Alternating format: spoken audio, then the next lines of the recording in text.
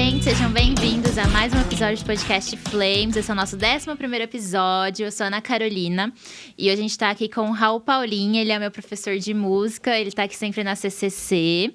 E é isso, gente, por favor, Raul, se apresente pra galera. Bom dia, boa tarde, boa noite, todos que estão assistindo. Oi, Ana. Oi, então, eu sou o Raul Paulin e estou aqui convidado da Ana aqui no podcast Flames e estou aqui para servir, para a gente conhecer um pouco, para contar a minha história e como que eu fui chegar aqui no Brasil. Então, gente, como eu comentei no último episódio, a ideia dos próximos episódios é ficar um pouco um tema mais livre para a galera poder contar a sua história, contar as experiências que foram mais marcantes. Então, esse episódio não tem um tema específico, o tema é a vida do Raul. Então, Raul, conta aí. O Raul, ele é músico aqui na CCC, ele dá aula de vários instrumentos e eu comecei a tocar o ukulele. Essa semana, inclusive, foi a primeira vez que eu toquei aqui na igreja, né, com o Raul, no louvor. Foi muito legal, foi uma experiência incrível. E aí, Raul, a música sempre foi presente na sua vida? Como que ela surgiu? Qual o momento que ela apareceu para você? Então, assim, vou começar a minha história. Então, hoje eu posso falar, assim, que a minha vida se divide em, vamos falar, o antes e o depois. Vou falar o antes e depois de Cristo. Aí vocês vão conhecer, porque uma vez que quando eu conheci a Jesus, a minha vida mudou, mas por completo. Tive uma transformação total. E hoje vocês vão saber disso. Então, como que a minha história, a minha vida, como que eu conheci a música, né? E por que eu decidi ser músico e levar isso na minha vida até hoje. Assim, quando eu tinha 8 anos de idade, eu ganhei um violão da minha tia. Minha tia morava na Argentina.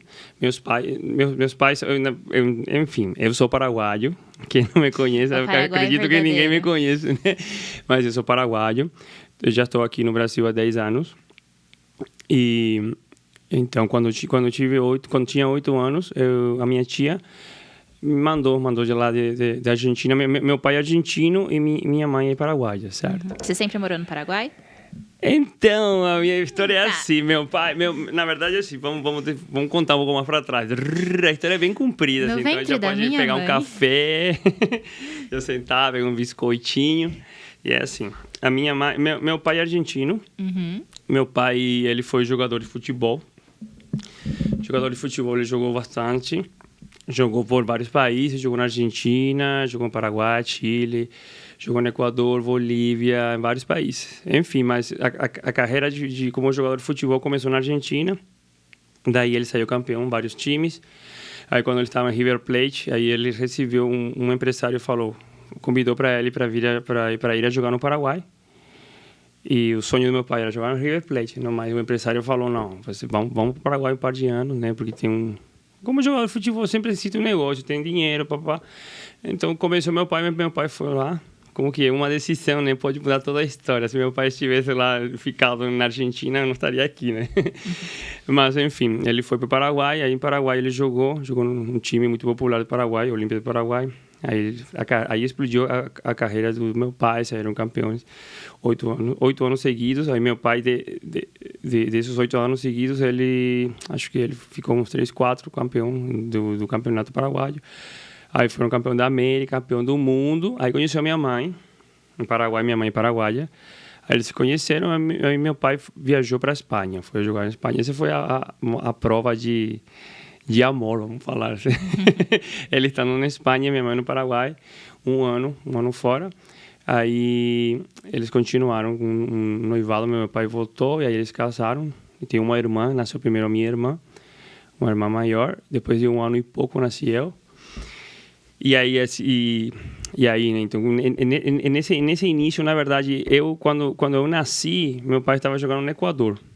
Era eu para ter nascido no Equador, só que minha mãe falou, não, a gente vai para o Paraguai, porque meu filho vai nascer no Paraguai. Então, nasci no Paraguai, primeiros dias, já fui para o Equador. Aí passei meu primeiro ano. Meus primeiros passos foram lá. A gente morava frente ao mar. Que legal. Meus primeiros passos foram Eu parece que eu gosto muito do mar, né? A Thay sabe, a minha esposa Tainá. manda um beijo. Então, eu comecei a caminhar na praia, depois a gente viajou, meu pai do Equador ele foi para Bolívia, da Bolívia foi para Chile, e assim, a minha infância tem mais ou menos uns 6, 7 anos que a gente pousou no Paraguai, onde meu pai começou a sua carreira como treinador, né? Uhum.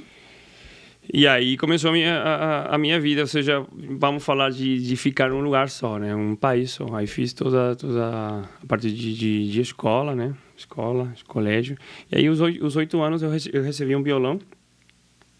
E esse violão, eu não sabia tocar, né? Peguei o violão, precisava fazer coisas assim. Sempre gostava de batuque, né? Sempre eu botava a minha cartinha para Papai Noel de Natal. Eu quero um tambor, era um tambor. Nem sabia que existia bateria, né? Mas eu queria um tambor, era um tambor. Nunca chegava tambor, chegava qualquer coisa. Tênis, jogava carrinho. Jurava, eu queria um tambor. Enfim, pegou o violão e começava a batucar, assim, tá? E aí, o meu avô, o pai da minha mãe, ele sempre gostava de música. Ele sempre contratava música em festas, assim. Então, meu avô falava assim, então ele pegava os netos, éramos muitos netos, ele falava assim, tá, ele vai ser o médico, ele era o padrinho, né? Ele ia incentivando e pagando os estúdios. E ele escolheu assim, o Raul vai ser o músico. E então, amém. Aí ele pagou um curso de violão, e foi isso que eu fiz, aí comecei a praticar violão. Então, como a gente estava comentando aqui nos bastidores, então a minha infância foi assim, eu já nasci com vários problemas assim, de saúde, eu nasci com asma, com estrabismo, coisas assim que a minha mãe teve uma super proteção, né? Se eu falo algumas palavras aí, por favor, né? Me ajuda a traduzir. A gente põe legendinha. Aí, esse portunhol que... Então, passei uma infância assim, de super proteção, né? Mas um lado positivo e um lado negativo. O lado positivo era que eu sempre tinha benefício, né? Aquele que é bem mimado, super protegido, ele sempre tem tudo. Tem videogame, tem brinquedo, tem tudo. Mas eu não tinha uma vida social, né? Não saía de acampamento, de coisas assim, festas, aniversário, não ia. Então, na escola eu já era praticamente o antissocial. Existia para algum, para outro não existia. Aí passou o tempo, né? Eu comecei também passei por um trauma também no primeiro dia de aula. Passei por um trauma que eu peguei o violão do jeito errado, vamos falar. Não é errado, né? Porque, na verdade, como canhoto, né? Peguei do outro lado o violão. E aí o professor falou, você é burro. Glória a Deus, ele me ensinou também, né? Bastante. Mas não tinha uma paciência assim, para ensinar as crianças, né? E aí começou também um momento, assim... Para mim foi frustrante, né? Porque era uma aula em grupo, tinha mais de 30 alunos, todo mundo rindo de mim. E cada vez que eu entrava, as aulas eram 2, 3 vezes por semana. E eu era o burro, né? Então, nossa, eu odiava ir lá, porque por aquele bullying, né? Eu odiava também ir lá, era longe, era em outra cidade, tinha que ir de ônibus. E eu era pequenininho, o violão era maior que eu. Na hora de pico... Nossa, eu fazia toda essa coisa. Mas um dia, à noite, assim, meu avô sempre falava assim, Raul, o que você aprendeu? O que você aprendeu? Vem tocar. Eu, não vou tocar. Até que um dia me obrigou para tocar e estava a família toda, assim, geralmente, quando meu avô estava vivo ainda, ele sempre gostava de reunir a família, assim, uma família grande, no final de semana. Eu fui lá e toquei, com vergonha, né? Com aquele trauma que eu sempre tinha por todas as coisas que passei. Mas assim, terminei de tocar e aí meu avô pediu meu chapéu. Eu falei, não tenho chapéu, mas tem um boné. Eu trouxe boné, nem sabia que só existia isso. E ele botou assim uma nota ali. Mas lembro mesmo, era uma nota de 100 guaranis. Nossa, 100 guaranis, uns 100 reais mais ou menos. Imagina uma criança de 8, 9 anos com 100 reais. E aí a família começava a repassar aí para todo mundo, começava a botar assim, nossa. Já peguei assim, comprei um monte de coisa, videogame, sei lá o que comprei. E aí já, depois, cada final de semana, aí vem tocar aqui pra gente. Aí já preparava, foi um incentivo para mim, né? E aí já esqueci praticamente aquele trauma, ia lá nas aulas para eu conseguir tocar algo novo, né? Ou aquela música que minha família queria ouvir. Quantos anos você tinha nessa época? Tinha 8 anos, 8, 9 anos. Bem novinho. É, uma criança. E aí eu lembro bem que a gente tinha um gravador de fita. Daqueles pioneers da minha mãe. Você botava a fita e botava assim REC. Tinha que apertar o REC e o play. O pessoal da geração nova não vai entender, mas os mais antigos vão entender. Tinha que apertar os 2 botões e começava a gravar a fita. Então eu gravava ali, gravava. E a minha irmã também fazia aula, então eu tinha tipo uma competência, quem gravava, quem fazia um som melhor. Nossa, então começava já, aí começou a minha história de produção musical. Depois eu lembro que meu pai trouxe aquele que tinha 2 fitas. Aquele que era duplo, então você ouvia uma fita e outro. Um tinha para gravar e outro tinha para ouvir. Não sei, aí botava a fita de um lado. Eu gravava por exemplo, eu gravava uma base assim, de uma guitarra, e botava play e gravava em outra fita em cima disso, e fazia minha própria música. Na verdade, não era uma música autoral, mas eu ia gravando, a minha voz, eu gravava 1 ou 2 guitarras. Nossa, para mim, eu tinha 8, 9 anos. E já brinca, minhas brincadeiras era tudo com música. E preparando-se um repertório para poder tocar para a família. E aí passaram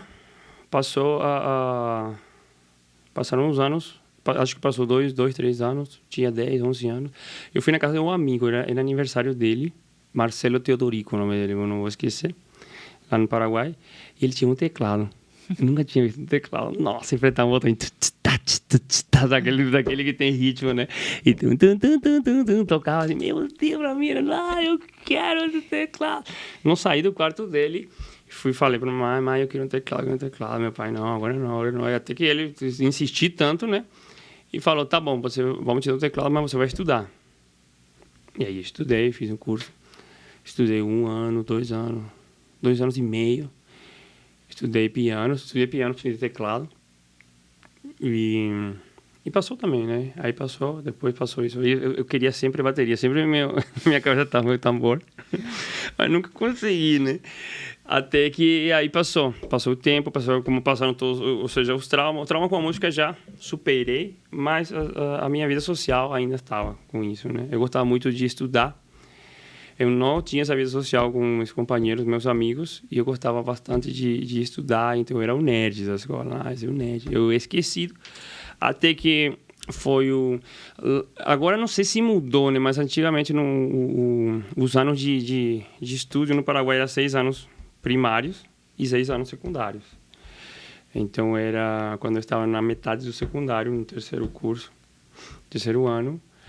Aí fui convidado para tocar numa banda, porque na escola você deixava teu relatório daquelas coisas, aquilo que você sabia fazer, né? Jogar futebol, essas coisas, papai, e músico, né? E aí tinha um companheiro coreano, na verdade eu entrava numa escola onde tinha muitos coreanos. Era um colégio coreano mesmo. Eu era nesse momento, assim. E aí vem o Luiz Lee, ele está em Coreia agora, em Seul. E ele falou pra mim, Raul, cara, a gente tá montando uma banda, a gente precisa de um guitarrista. Você já era amigo dele antes? Sim, é o amigo dele, o Luiz. E eu falei, tudo bem, mas é muito louco, porque olha só, era 3º ano, eu já tinha, sei lá quantos anos, mais ou menos 14 anos. 14 anos, faltava 3. 14 anos e eu nunca vi na minha vida uma guitarra elétrica. Tu acredita? Caramba! 14 anos. E eu já tocava, já violão, né? É que lá no Paraguai não se fala assim guitarra e violão. É guitarra acústica, que é violão, e guitarra elétrica. Nunca vi uma guitarra. E aí ele me chama na casa dele, fui na casa dele, a casa do Luiz, para tirar as músicas, né? E eu vi uma guitarra. Meu Deus, fiquei louco. Mas que não tem som? Ele ria de mim. A guitarra não tem som, vou ter que precisar conectar numa caixa. Conectei nessa caixa e saiu o som. Ai, meu Deus do céu, eu passei assim, parece que voltou aquela cena do teclado, né? Meu Deus, eu quero uma guitarra. Vendi todos os meus videogames. Vendi tudo. E comprei a guitarra dele mesmo. Uma guitarra coreana, era horrível, né? Mas pra mim era a melhor coisa do mundo. Era pesado, tinha 20 quilos no meu ombro. Nossa, eu fiquei tão feliz. E aí comecei a tocar guitarra, mas não sabia tocar guitarra. E lá na banda tinha o baixista coreano também, o Diego. ele me ensinava, você tem que tocar aqui com distorção, pisou a distorção. Nossa! Tudo isso pra mim é sensações que não vou esquecer nunca na minha vida. E aí, então, passou. Eu comecei a tocar, nunca ouvi as bandas, Guns N' Roses, Metallica, Nirvana. A sua banda era do quê? É? De rock, a sua banda? Era banda de rock, Guns N' Roses, era os anos 90, né? Tô falando dos anos 90. Nirvana, apareceu o grunge. Nossa, meu... E outras bandas latino-americanas, banda argentina, isso que você não conhece, né? Soda Stereo, Nanitos Verdes. Então, fez um repertório de várias músicas e ensaiava uma vez por semana. Meu Deus, eu fui na sala de ensaio, conheci tudo. Fiquei, não, até o dia que a gente se apresentou. No dia que a gente se apresentou no colégio, foi o dia acho que foi o dia das mães ou o dia dos professores, não lembro. Aí minha vida mudou. Na escola, aquele que ninguém conhecia meu nome, já, nossa, você tem uma banda, começava... Quantas pessoas tinham na banda? Era 1, 2, 3, 4. E você era amigo de todos? Não, eu só conhecia o Luiz, aquele que ele convidou, porque ele era meu companheiro de escola. Os outros dois, não, porque conhecia aí, porque eram de outro lugar, de outro colégio. Ah, tá. Mas a gente tocou, se apresentou e aí minha vida mudou, né? Aí, nossa, aí Raul, via como já na parte do recreio, as coisas assim, já era convidado para o aniversário. E aí passou, né? Passou o terceiro, até no final do último ano, vamos falar o terceirão, que é para vocês, para nós é o sexto ano, montamos uma banda. De novo, né? Vamos montar uma banda. Outra banda já era. Outra banda. Mas era os mesmos integrantes? Não, era outro, outro. Era José, o vocalista, Cristóbal e eu, só éramos três. Depois meu primo Luiz, que é praticamente um irmão para mim, ele não tocava nada. Eu falei, você vai tocar o baixo, eu vou te ensinar. Eu nem sabia o baixo, não sabia o que era o baixo. Eu só via tocar ali, mas ensinei, assim, você tem que tocar aqui. E meu primo Luiz é um cara que... E essa banda era de qual estilo musical? Então começamos fazendo covers.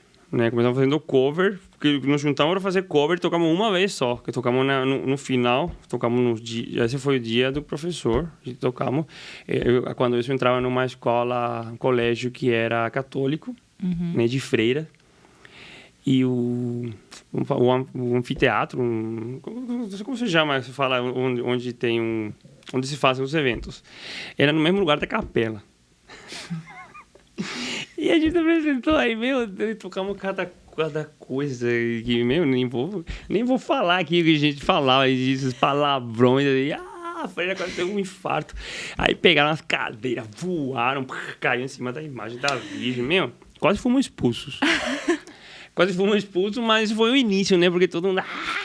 Aí já passamos de ser os esquecidos, já ser aceitados e já ser os caras, já, porque, nossa, tiveram a coragem de fazer aquilo. Você sabe como que é, né? Aquele adolescente é assim, aquele que é mais louco, mais desafiador e mais popular. Passamos a ser os mais populares. E aí começou a história de montar uma banda. Por quê? Porque aí pensamos assim, não, vamos botar um nome, vamos fazer nossas próprias músicas. Uhum. Então, existia uma química, uma conexão nesse grupo. E nos juntamos, né? E começamos a compor nossas próprias músicas, começamos a gravar. Nossa ideia sempre foi de sair do normal. Uhum. Tanto o nome da banda se chamava Orchable, que Orchable é uma palavra que não existe. A gente botou uma palavra que significava que é como se fosse, sei lá, uma aberração, sei lá o quê. Mas que não... Você pode pesquisar no Google uma palavra que não existe. Se você botar isso, Orchable, O-R-C-H-A, Orchable, B-E-B-L-E-X, Orchablex. Vai sair todas as coisas da banda, né? Então, tô falando isso assim porque depois eu vou continuar contando, vou resumir um pouco mais. Uma história muito 3 horas depois. 3 horas depois. Quando eu fiz 20 anos. Não, aí saímos, começamos a gravar. Mano, foi fantástico porque em um período disso assim, a gente foi lá e a gente caiu num estúdio que era uma comunidade de músicos. Um estúdio de Mike Cardoso. Se chamava Limbo Studios, que era uma comunidade, era tipo um sítio. Tinha um estúdio. E nesse momento estavam morando ali 3 a 4 das maiores bandas do Paraguai. Tava Deliverance, Dogma, Revolver e não lembro mais qual que era a outra. Que estavam morando mesmo ali. Era um lugar onde tinha 3, 4 casas e o estúdio. Chegamos ali e gravamos. E quando gravamos, eles estavam ali. Sempre se comemoravam todos juntos, se reuniam ali. E, nossa, e a música que a gente gravou explodiu. E você tinha quantos anos quando explodiu assim? Eu tinha terminado. Assim, 18 anos? 18 anos. 18 anos. 17 e 18 anos. E explodiu aí entre a comunidade. Então, não é que saiu na rádio, essas coisas. Depois levaram pra rádio, assim. Então, o que aconteceu? Aconteceu que essas bandas que a gente ia no show, a gente conheceu pessoalmente e fomos convidados para tocar com eles. Que legal. Nossa, pra gente era, meu Deus, tá começando. E quando começou isso, eu estava estudando arquitetura, né? Terminei o colégio, ensino meio.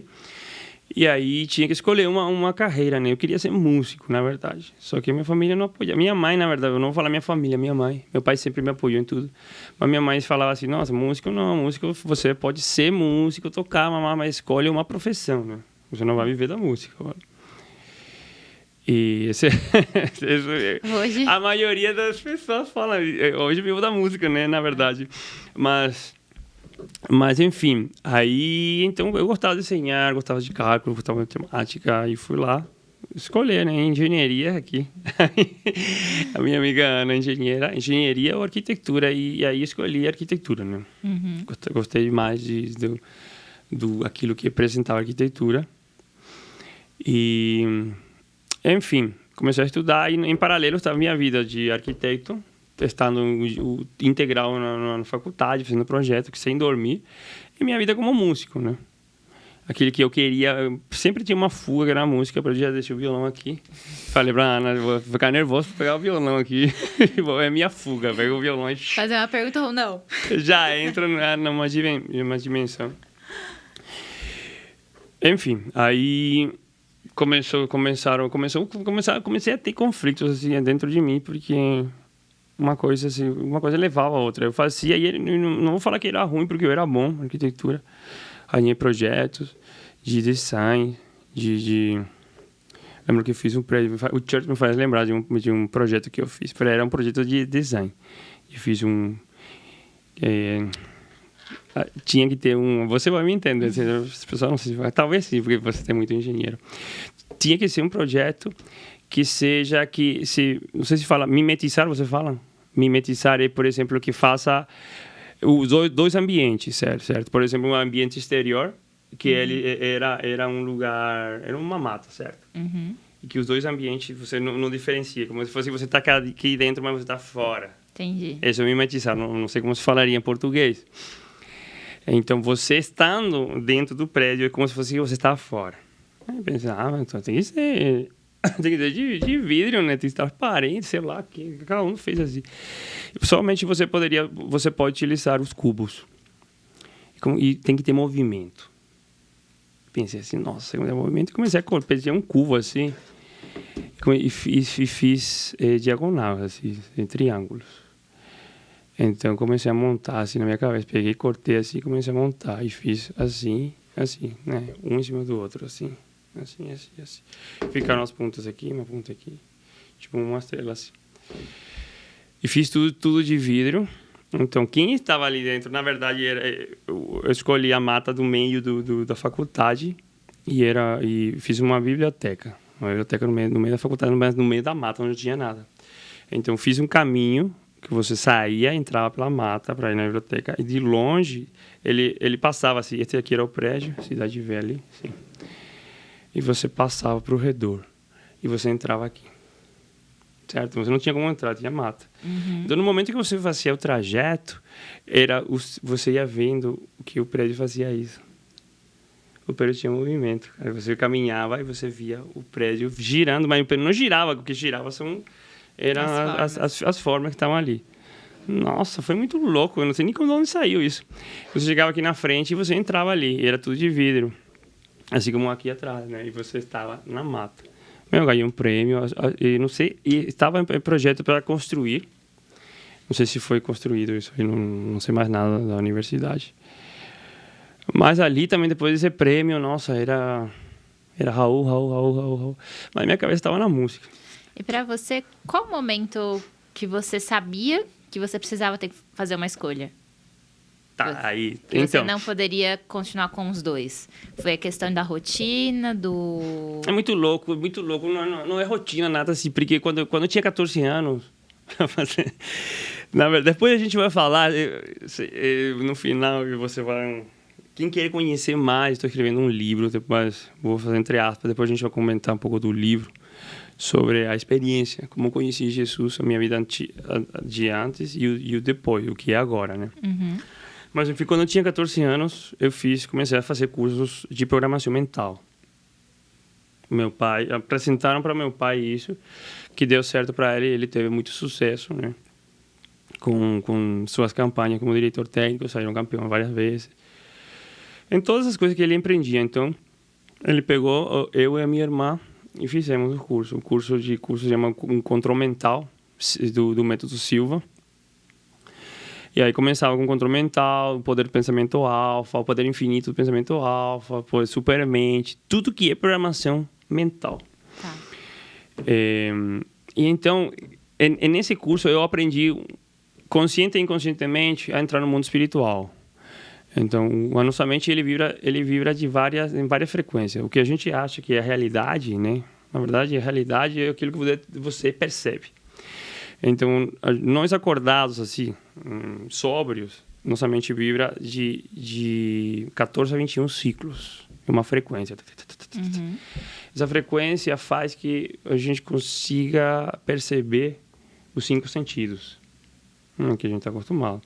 Outros sentidos eu não consigo perceber no estado beta mental. Eu preciso estar em outro estado mental. Por exemplo, imaginação, intuição, telepatia. Isso trabalha em outro estado mental. Para eu ter acesso a isso, eu preciso, primeiro, conseguir... Vamos falar manipular, mas eu preciso conseguir viajar, né, a outro estado mental, outra dimensão. Então, nesse curso, nos ensinaram a entrar no estado alfa, que é um estado mental que ele vibra um pouco menos. Vibra de 7 a 14 ciclos. Então, ele é um pouco mais lento. Atualmente, se você volta para ouvir, não sei como se chama os aparelhos, você vai ver que atualmente vai vibrar menos, em uma frequência menor. Aí, você está no mundo que se fala que é o mundo espiritual. Pessoas que oram, ou pessoas que fazem meditação, aquelas coisas de reiki, essas coisas que falam, o yoga, essas coisas. Todo mundo entra no alfa. Então, quando você está no estado alfa, você está no mundo imaginário, porque você não vê, o que a gente vai falar de fé também, e você traz à existência tudo aquilo. Qual você se programa e você acredita. Então, a minha vida mudou. Tudo eu conquistei através disso. Através da confiança que eu podia conquistar. Agora, por que isso assim, né? Porque, na verdade, você precisa exercitar a tua fé. E a tua fé você vai exercitar quando você tem resultados. Então, no curso, eles te davam resultados, assim. Não vou falar de tudo, né? Mas tinha técnica do corpo de água. Eu consegui toda a resposta, consegui tudo. Consegui passar exame, consegui melhores notas, consegui a viagem que eu queria, consegui a namorada que eu queria, conseguia tudo. Resposta, instrumento, tudo, dinheiro, tudo que você possa imaginar, eu conseguia. Uhum. Tinha uma vida assim. Eu era o cara assim que tinha uma atitude mental extremadamente positiva. Não existia nada negativo para mim, porque eu era capaz e eu conseguia isso. Isso que eu aprendi no curso. Eu queria ganhar dinheiro, vai jogar a loteria, vai ganhar. Você sabe o número. Você tinha tanta fé que você acreditava em tudo e tudo isso funciona. Porque quando você se programa no mundo espiritual, no estado alfa, você traz a existência. Até curei pessoas. Curei pessoas de enxaqueca, de problemas para caminhar. É uma coisa muito louca, né? Mas, então, o que acontece? Acontece que no mundo espiritual, na verdade, tudo que seja, até a música, tudo que a gente traz à existência envolve o espírito. Então, quando você envolve um espírito, você se conecta com algo que vai te entregar. E tudo isso tem uma requisição, tudo tem um preço. Uhum. Certo? E esse preço que você vai pagar, eles te dão Você tem acesso. No mundo espiritual é assim, você vai entrar, você vai ter acesso. Na tua inconsciência, você não sabe onde você está, com quem você está tratando. Mas na tua inconsciência, na tua consciência, você é consciente de que aquilo que você consegue é isso. Você consegue, mas não é eu consigo. É você com outro espírito. Porque no mundo espiritual você não está, você se conecta e aquilo te dá. Então aí existe a grande diferença, é você entrar em uma dimensão onde você não conhece e com quem você está lidando. Por isso a importância do Espírito Santo de Deus. Porque se você se conecta com o Espírito Santo de Deus, o preço está pago. Porque foi Jesus que já pagou o preço. Então tudo que o Espírito Santo te dá, e o que Deus te dá, a gente fala, Jesus te dá, o preço está pago. Ninguém vai requerer nada de você. Uhum. Então, pela graça, isso já é teu. Então, minha vida começou e continua assim, já estou adiantando já. Não sei se respondi a tua pergunta. Não me lembro mais qual que era a pergunta, mas a história continua. Em que momento você percebeu que precisava escolher entre arquitetura e música? Sim, certo. Então, tudo era decisão na minha vida. Chegou um momento que eu não conseguia carregar uma dupla vida, né? Porque já tudo conseguia assim, tu tomei essa decisão. Eu viajei para a Europa, fiz uma viagem com os companheiros de faculdade. A gente fez uma rota, né, para conhecer todos os pontos arquitetônicos mais conhecidos de Europa. Então a gente fez, e só que eu fiquei mais tempo lá. Fiquei mais de 15 países, 15, 16 países. E quando estava na Áustria, a gente foi na Áustria, né, em Viena. A gente ficou mais tempo ali porque o nosso desejo era ir para Praga, República Tcheca, porque aí era festa total. Praga, aí você faz festa 24 horas, tem uma balada de 4 andares. Nossa, a gente só pensava nessas coisas. E então precisamos de um visto. Quando eles eram os comunistas. Então ali a gente foi até Viena solicitando aquele visto e ficamos mais tempo aí. Então o que vamos fazer aqui? E tem uma rua ali em Viena, não lembro o nome da rua, mas tá a Ópera de Viena, tá ali. Meu, e estão todos vestidos assim da época de Mozart, né? Renascentista, barroco, assim, vestidos, e eles te convidam, tem um monte de teatro de ópera aí, nós estava ali, e a gente pegou um ingresso, entrou na Ópera de Viena e assistiu a ópera La Traviata. Não sei se mesmo você fala igual. É uma ópera italiana.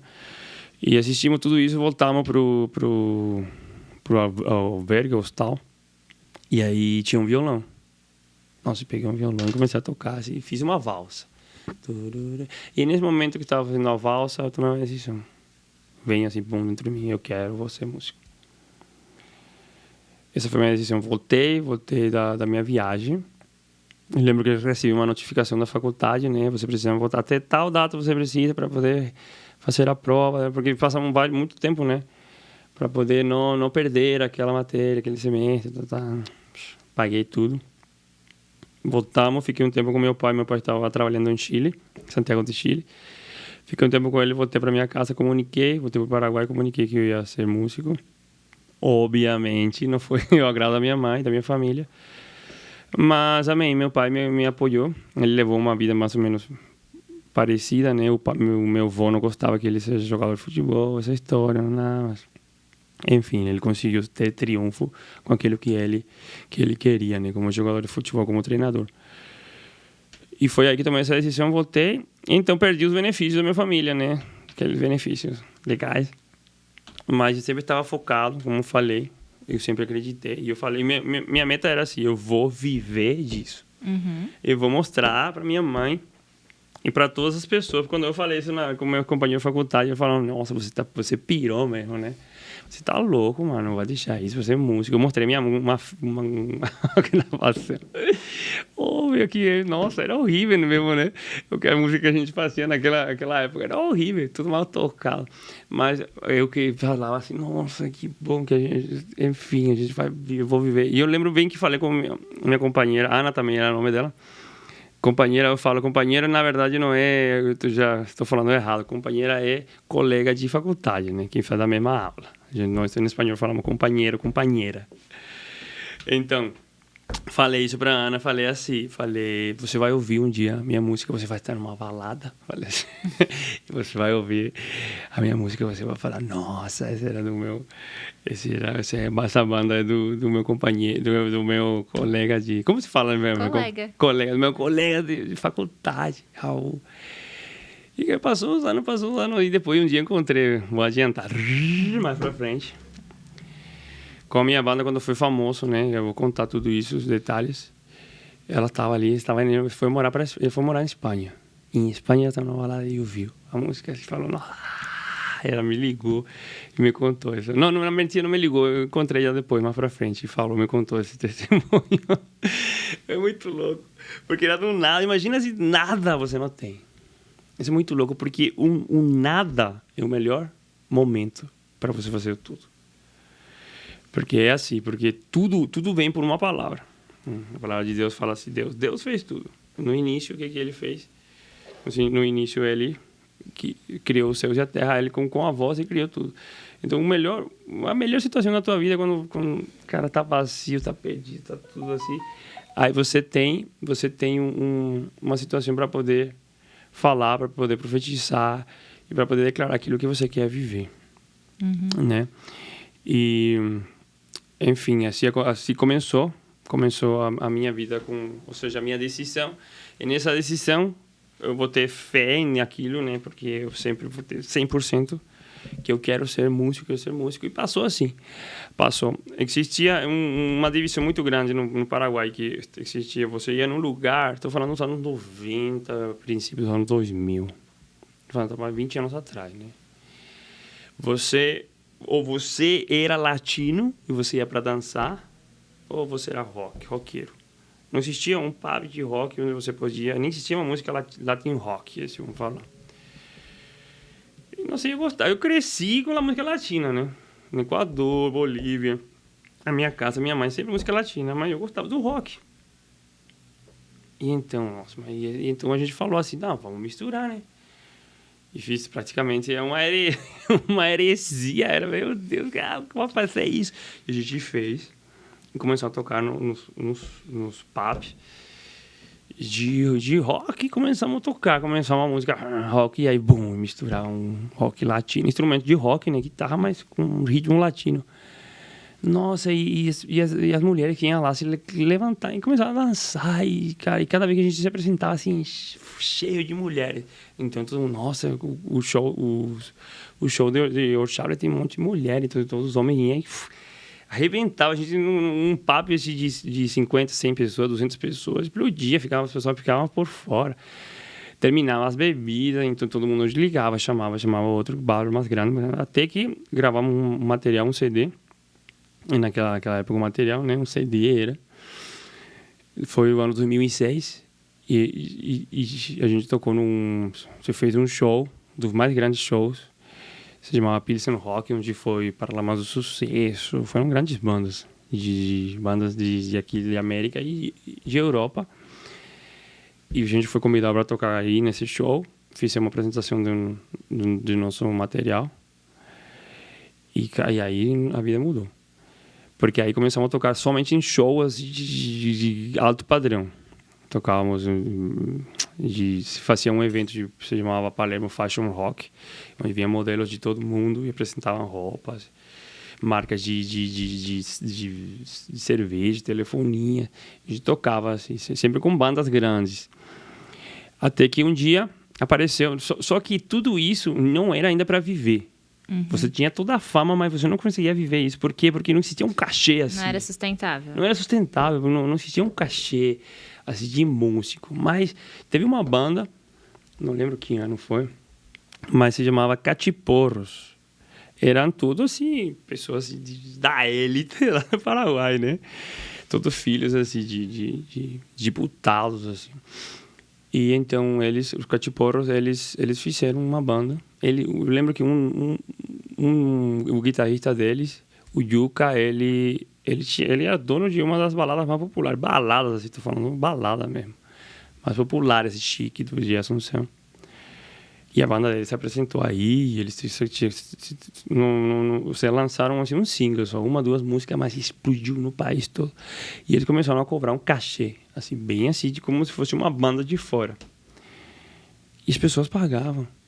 Eles tocavam em aniversário, 15 anos, casamento, tocavam em baladas, em festa do país, e as pessoas pagavam, por quê? Porque se enchia. Eu pensei assim, nossa, mas a gente... E ele fazia música latina, né? Reggaeton, cumbia reggaeton, que é pra dançar. E pensei assim, nossa, mas a gente... Eu gostei muito bastante, né? Nossa, que legal, mas a gente poderia fazer isso. Então eu juntei 3 pessoas que não era da minha banda. Eu juntei 2 pessoas, na verdade, que eram de outras bandas, amigos, colegas. E a gente fazia tipo se chamava Projeto B, um plano B. Cada um tinha sua banda, mas a gente se juntava com um propósito. E a gente botou um propósito. A gente vai viver da música. E a gente falou, e começamos a estruturar. Isso vai ser assim, assim, assim, assim, assim. Enfim, até que, de um dia para o outro, nasceu isso. Nos chamaram. Oi? Sim, ou seja, estou falando aí uma história muito comprida, na verdade. Vou contar aqui a minha parte da música, vou contar a parte de como conheci Jesus. Enfim. Calma, não volta pra banda, calma. Eu falei assim pra Ana, Ana, acho que eu não sei, vou ficar nervoso, eu não gosto de falar, assim, não gosto de falar, não paro mais de falar. Ela não perguntou nada, né? Calma, eu só fui ver o horário, calma. Pode continuar a história, por favor. Isso que estou resumindo, né? Estou resumindo a história. Então, vamos botar mais... Vocês começaram a pedir o cachê pra banda, é isso? Não, na verdade, não comecei a pedir um cachê. Nem tinha banda, né? Era uma banda paralela. Aquela outra banda tinha um cachê, assim, mas era um cachê... O que eu vou falar? Era 5 mil reais, tinha que dividir entre 8, e tinha 2 shows por mês. Uhum. Você não vai viver disso, né? Cada um morava na casa dos pais, assim... Enfim, mas ali a gente votou, assim, um preço. Vamos começar assim, vamos ganhar 15 mil por show. E vamos tocar tantas vezes. Mas a gente nem tinha gravado uma música. E numa dessas a gente foi lá, éramos 3, né? Tocava a bateria. Tem que conseguir, né? Tá bom. A bateria chegou. A bateria chegou. Eu fiz faculdade de bateria, na verdade. Eu estudei, quando eu abri mão da arquitetura, eu fiz faculdade de música, bacharel. Quanto tempo durou? O quê? A faculdade. A faculdade eu fiz 3 anos, era 6 anos. Não, na verdade era 12 anos, já que eu estava na faculdade de música. Só que eu fiz 3, nesse período que eu fiz 3 anos, foi 3 anos e meio, aí começou a minha carreira como músico profissional. Então eu abri mão disso, da faculdade. Na verdade não deveria ter aberto mão, mas foi uma decisão. Também, uma decisão errada, mas foi uma decisão. Mas eu acho que a decisão... Não tem como a gente saber se ela é certa ou errada no momento. É só quando os frutos chegam. Uhum. Não dá pra medir isso a curto prazo, né? É, verdade, né? E nesse momento tomei a decisão de não fazer mais, na verdade, porque não tinha tempo como para poder estar sempre. Porque a gente começou a tocar todos os dias. Então, o que aconteceu? Aconteceu que começamos a fazer a música latina, preparamos assim, fomos no estúdio e gravamos uma música. Só faltava gravar a voz, estava todo instrumental. No dia seguinte que a gente gravou, nesse estúdio, no mesmo momento que a gente foi gravar, existia um programa de rádio que se chamava La Verduleria. Julián Croco era, Julián para você, Julián Croco, ele era o apresentador, o locutor. E ele é um cara polêmico, assim, né? Sempre estava assim, falando de coisas de polêmica.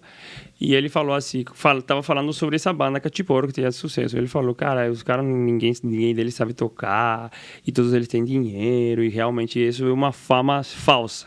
Eu vou mostrar para vocês que qualquer um pode fazer coisas melhores que eles. Então, ele também era um cara que acreditava naquilo que ele falava. Uhum. E ele pegou um amigo nosso que trabalhava, que era produtor do programa, Patrick. Eles se juntaram e foram, depois do programa deles, no mesmo dia que a gente gravou à noite, eles foram no estúdio do nosso amigo, que chegou a ser o baterista, que a gente convidou da banda. E ele chegou assim e falou, a gente está fazendo, ou seja, eu preciso fazer uma música, eu quero que você faça uma música para mim, do estilo dos Cachiporos, mas eu tenho uma letra aqui.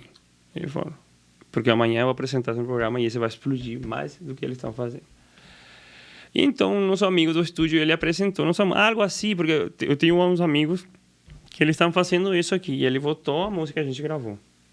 Nossa, e ele falou, eu quero essa música. Essa mesmo, não, mas eles gravaram, não posso. Não, faz uma coisa, bota uma guitarra em cima e bota essa letra aqui e eu levo, eu te pago.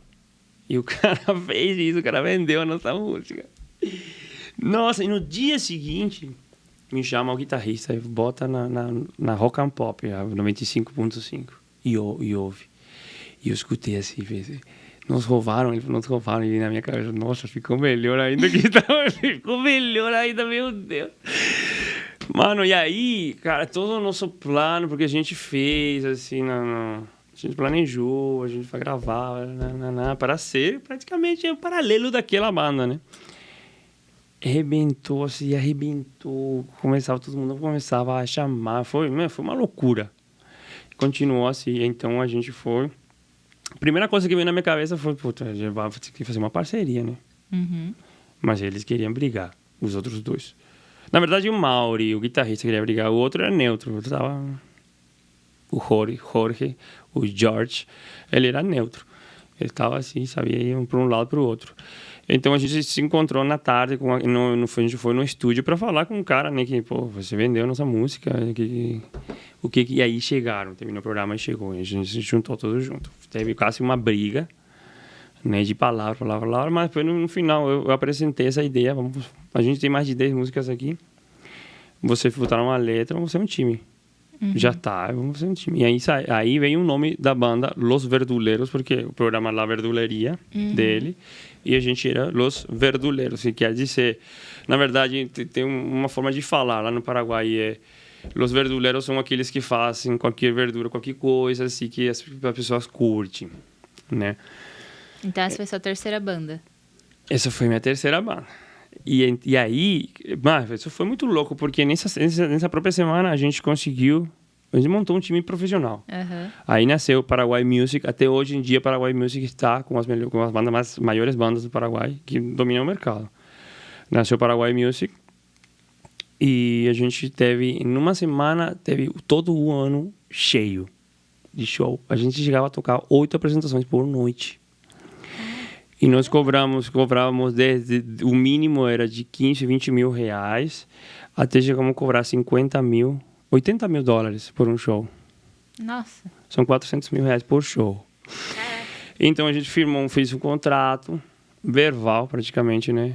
Porque éramos jovens, assim, que caiu o céu de um dia para o outro. Fomos para os Estados Unidos, meu Deus, pagava assim em dólares, em avião, primeira classe. Para os Estados Unidos, fomos para a Espanha, fomos para a Bolívia. Em Bolívia, tocamos no estádio Tawiti Aguilera. A gente chegou em Bolívia, tudo isso que eu estou falando, você pode entrar no YouTube, está Los Verduleros, Los L-O-S, Los Verduleros. E aí você pode ver. Até hoje em dia continua a banda, né, com outra formação, né? Então a gente foi à Bolívia. Nossa, foi muito louco, porque chegava em Bolívia e parecia aquela prensa quando vinha um time de futebol, assim, alguém importante, tava todas essas câmeras, microfone, porque explodiu, foi tão louco o que aconteceu em Bolívia, que a gente chegou a se preparar uma limusina. Nunca na minha vida tinha entrado numa limusina. Entramos na limusina. Eu lembro que o canal de TV se chamava PAT. Depois trabalhei com eles. Eles fez isso para ter a primícia, né, da entrevista. A gente entrou numa limusina mesmo. Coisas assim em um ano, menos de um ano, em meses, a gente viveu. Tudo que é muito louco, porque a oportunidade se apresenta. Se apresentam assim. Você quer, mas nunca vai, talvez não vai ser do jeito que você está esperando, né? A gente esperava fazer, vou fazer, mas não foi assim. Roubaram nossa música. Não sei o que chamar nossa música, mas se apresentou. A gente conseguiu atingir o nosso propósito, que era viver da música. Aquilo que a gente fazia. Agora, se nosso plano, nosso propósito era mais específico, eu gostaria de viver da música desse jeito, fazendo, aí outra coisa, né? Mas eu quero viver da música. E a gente aí começou. Então, esse estilo de vida que mudou totalmente. Imagina, a gente tocava de terça, quarta, quinta, sexta, sábado, domingo, cara, não tinha vida. Tínhamos 8, 7, 6, 5 apresentações por dia. no mínimo duas, uma, pelo menos no mínimo uma, duas. E viajávamos. Eram todo dia ou vocês tinham alguns dias de folga? Segunda, na verdade, segunda, terça, que não tinha muito. Segunda, a partir de quarta, quinta dias pelo dia. Mas segunda, terça e quarta, mas sempre tinha televisão, rádio. Televisão. Estou falando quando isso começou, foi 2007, 2008, 2007. Não tinha ainda, não sei se tinha Spotify, essas coisas. Mas era mais rádio e TV. Mas ainda Paraguai que está atrasado um pouco, uns anos a mais. Então a gente tinha uma rotina, rádio, TV, rádio, TV, rádio, TV, rádio, TV, rádio, TV. E também éramos a imagem, né? A imagem de roupa, imagem de telefonia. Tipo publicidade, assim. Tipo publicidade e tal, por exemplo, sei lá, o Vivo, né? Vivo que, claro, acho que tem a Anitta, uma coisa assim. Então, era os verduleiros que faziam. Então, a gente tinha todos os eventos dele, a gente tinha que estar. Pelo menos, sei lá, tinha um evento, encerramento, não sei, fazer coisa, o lançamento, alguma coisa. E sempre eles tinham ali a apresentação, e então tinha sempre um camarote, onde estavam as pessoas importantes. Sempre a gente tinha que estar. Então, era uma vida assim muito quase sem dormir, né? E aí que a vida começou, né? Eu comecei a me envolver, começamos na verdade, a banda toda começamos a nos envolver com as coisas da noite. Tudo que você imagina, por aí começa o filme, né?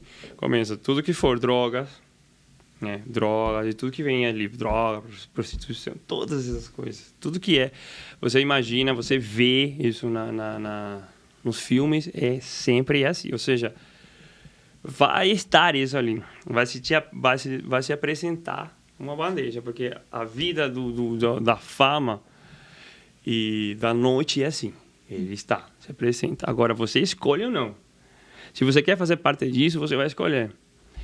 Então, foi isso a minha decisão. Outra decisão, no momento era boa, né? Porque você começa, quando você introduz isso na tua vida, tudo que seja um estimulante, um aditivo, algo que vai gerar uma resistência, um prazer maior, tudo é algo momentâneo, né? O pior de tudo é que isso foi gerando uma dependência química. Então, essa dependência química cada vez foi maior, até chegar a um ponto, né, que coisas... O que acontece? Acontece que você sempre pode... você sempre vai controlar isso enquanto você não tenha um trauma, um desequilíbrio emocional. Quando você tem um desequilíbrio emocional e você tem uma dependência química, então isso ou você vai no suicídio ou você se afoga naquilo. Então, no meu caso foi assim, eu tive uma frustração bastante grande, né, um trauma. E na minha vida eu tinha assim planejado assim, eu vou ter tinha um relacionamento, vou casar, tudo, só que não deu. Quebrou isso aí, caiu, então eu não tinha coragem de me matar, nem porque estava muito mal, mas aí comecei a me afundar mais nas drogas. E, por exemplo, assim, afundar nas drogas, estou falando de não é simplesmente fumar maconha, cheirar cocaína, fumar crack, chega um ponto que tem que me injetar a cocaína já. Assim, vem já assim, eu não conseguia estar nem 2 horas sem consumir. Aí já pegava compulsões, me sentia muito mal. Então, o que aconteceu? Aconteceu que praticamente eu fui convidado a sair da banda, né? Porque eu já não tinha condições. Não tinha mais condições. Então, decidi viajar para Bolívia. Eu tinha bastante relacionamento, contato lá. E fui lá trabalhar como produtor. E não sei o que, eu fui trabalhar como produtor musical. Ali trabalhei com um canal de televisão, esse mesmo canal do Limoncini. E a gente fez um trabalho de juntar talentos de rua. Então, a gente ia escolher um talento de rua. E esse talento de rua, a gente produzia ele, botava no canal de televisão e mostrava aqui na rua se fazia de... Acho que tem também, velho. Sempre acho que tem vários programas assim. Você mostra assim, que na rua tem esses talentos esquecidos assim, na rua. E fazíamos o trabalho ali. Numa dessas, assim, conheci várias pessoas ruins, assim, conheci... Na verdade, amigos, na verdade, foram amigos, mas com uma motivação errada, né? Conheci a Máfia era um cantante de rap, só que ele era traficante. Aí fui lá produzir o CD dele e quando fui conhecer ele, Aí, eu não sei como foi, não sei se foi o que aconteceu ali, amizades ali, ou foi o próprio aquela pessoa que trazia para mim. Enfim, o que aconteceu é que fizeram um complote ali e eu fui sequestrado. Caraca, Aham. Eu fui sequestrado no Bolívia, eu fui sequestrado. eu não sabia disso. Não, vai, tô falando. E tô resumindo muito, né? Eu fui sequestrado.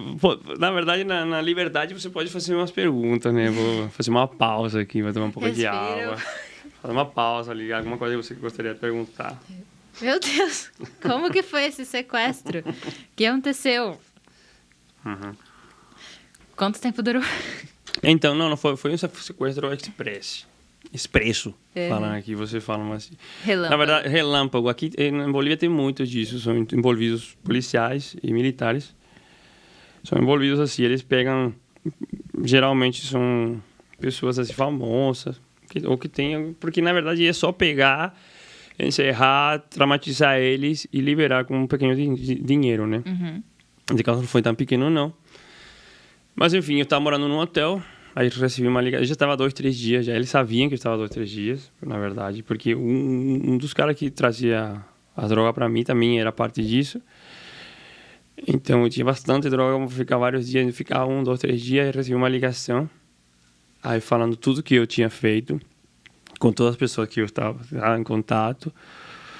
As drogas que eu tinha consumido. E falaram que eles estavam ali para eu chegar pela janela. Que estava aí a polícia militar, que ele ia me levar preso. E eu não ia voltar nunca mais para o meu país. A não ser que eu consiga... colaborar. Uhum. E a colaboração foi pedindo dinheiro. Nesse momento eu não tinha dinheiro comigo, tudo que eu tinha. Entreguei, mas tinha os equipamentos, né? Bastante equipamentos, mais de 100, 200 mil dólares, vamos falar. Equipamento caro. Equipamento de música são caros, microfone, essas coisas são bem caras.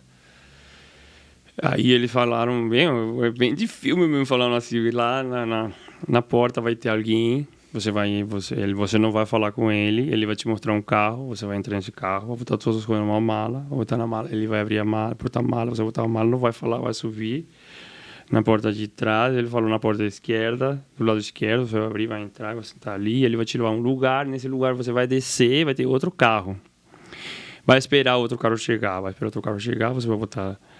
E assim, até chegar num lugar onde eu ia deixar todas as coisas em um banco, numa praça. E aí ia ficar ali, ia voltar, ia me trazer até o lugar. E ele falou, você não vai poder fugir, por isso, essas coisas. Enfim. E num momento assim, você não tem como pensar, sabe? Fugir, essas coisas, não sei. É um instinto de sobrevivência só. Cara, eu não quero morrer, não sei nem é morrer, não sei, é muito estranho uma sensação assim. Eu não pensei nunca na minha vida fazer um sequestro, meu Deus do céu. Enfim. Aí voltei, ligaram de novo, e assim continuou. Uma semana mais ou menos, até tirar todo o dinheiro, né? Uhum. Então, foi bastante dinheiro.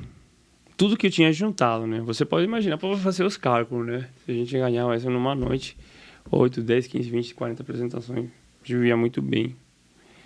Carro do ano, 2, 3 carros, Mercedes, BMW esportivo, terras, casa, tudo, mas tudo isso foi. Até que eu liguei para minha mãe, teve que ligar para minha mãe, porque não tinha mais. E era o último que eles pediram dinheiro, minha mãe viajou. Levou o dinheiro e eles me soltaram, me levaram até encontrar minha mãe e pegar o dinheiro da minha mãe e me soltaram ali, numa rua. Não fizeram nada em mim, né? Era somente assim para tirar todo o dinheiro e com as palavras, né? Uhum. Aí eu voltei pro Paraguai, totalmente traumatizado, né?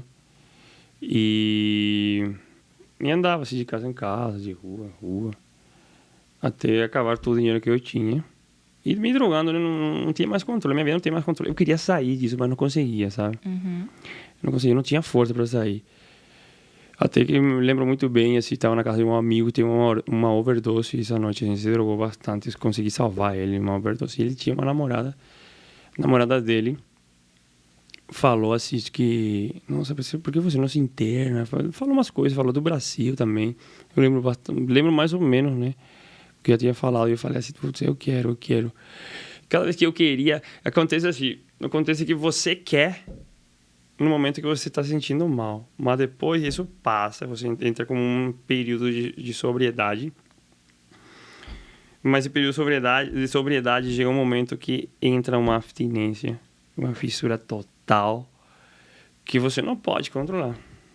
Não tem como falar, eu não vou... até você consumir. Uma vez que você consumiu, isso aí você já fica preso nisso. Vai consumir até você desmaiar. Eu estou falando de nenhum grau assim de extremo dependência química, porque a dependência química sempre começa assim a... Eu vou começar socialmente, numa noite, vou fumar para fazer um rolê, andar de skate, sei lá, vou pintar um quadro, fazer uma música. Começa com, depois, vou cheirar, eu vou numa noite, numa balada, vou cheirar para poder beber, para poder fazer outras coisas. E assim, depois você já vai todos os dias. Quando você faz todos os dias, aí vai chegar um momento que teu cérebro vai falar, não, ele precisa disso.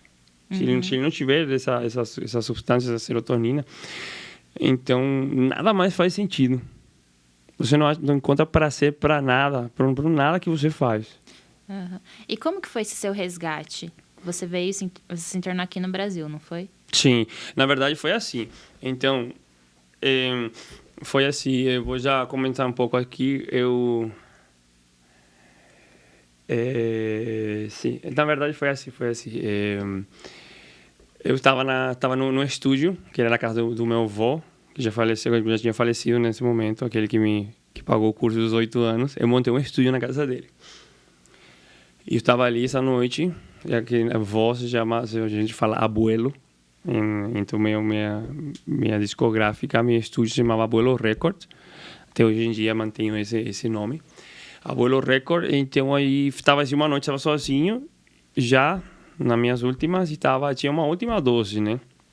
Essa última dose, esperando o cara trazer mais para mim. Aí combinamos que tinha que ir até um lugar, mas tinha que esperar. E nesse estado já subi no carro, frente à minha casa. Liguei todas as luzes do motor e preparei assim para dar a última dose, esperar pro cara, né? Precisava uma dose, durava 1, 2 horas, dependendo da qualidade, né? Então, preparei, só que, cara, já estava 3 dias, mais ou menos. Eu ficava até 7 dias sem dormir, até desmaiar. Desmaiava, ficava 1, 2 dias, acordava de novo, passava 1, 2 horas, consumia. Aí, assim, praticamente me matando, né? E aí ia me injetar essa última dose e desmaiei ali no carro.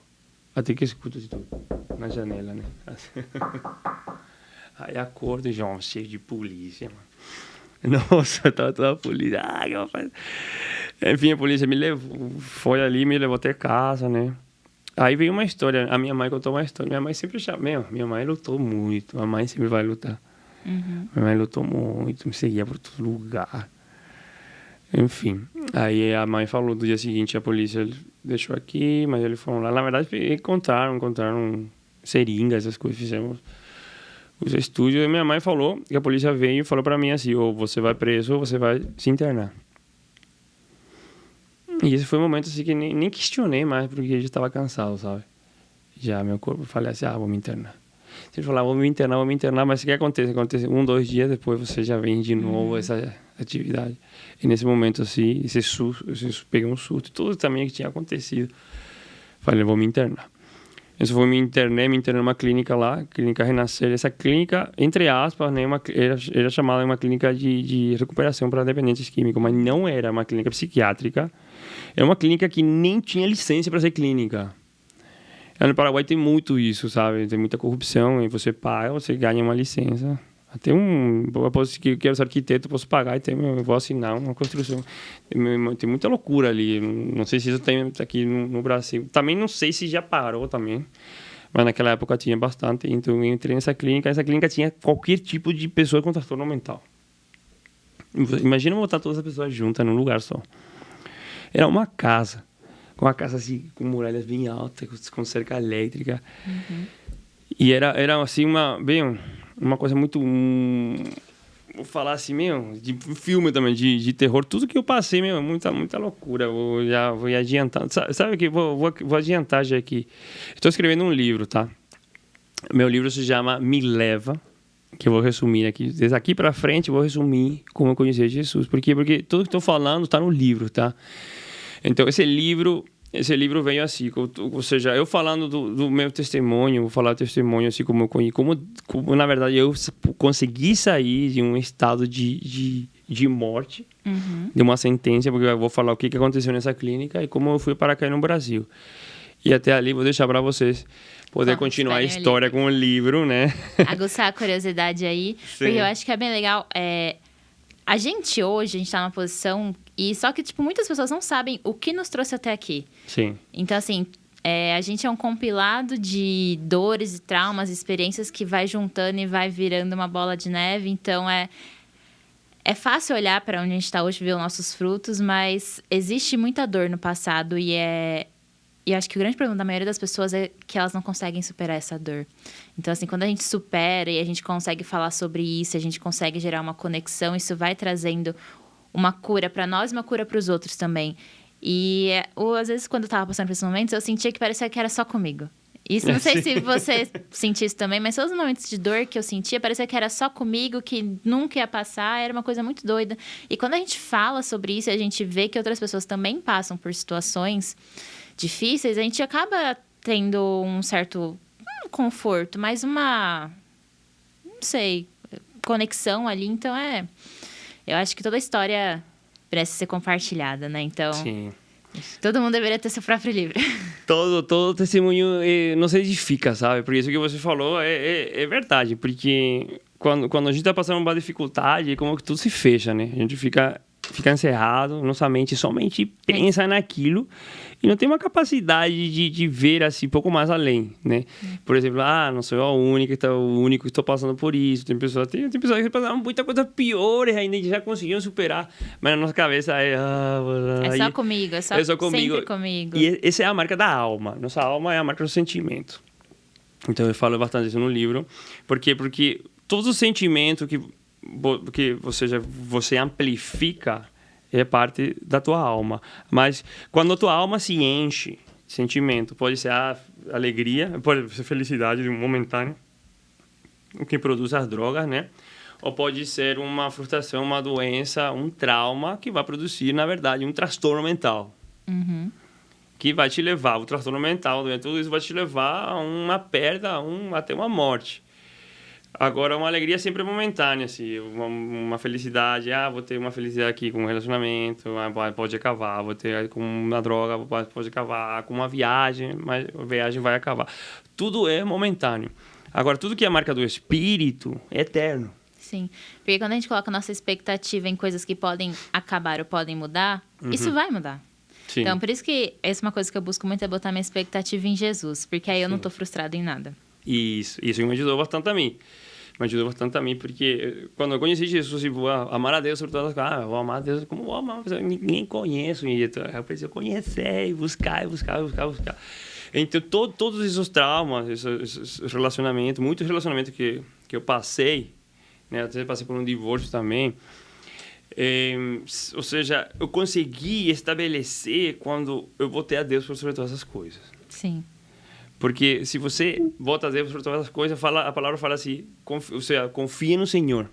Né? Você precisa confiar no Senhor e maldito o homem confia no outro homem. Você pode acreditar no homem, mas a tua confiança tem que estar plena 100% no Senhor e amar a Ele sobre todas as coisas. Por quê? Porque Ele não vai te deixar. Uhum. Ele nunca vai te deixar. Ele sempre vai ter seu Espírito Santo que vai te edificar, que vai te consolar. Sempre você vai ter uma palavra que vai te levar para frente, vai te trazer esperança. Então, não tem como você passar mal. Você pode... Até a palavra do Senhor fala, o choro dura uma noite, mas a alegria vem pela manhã.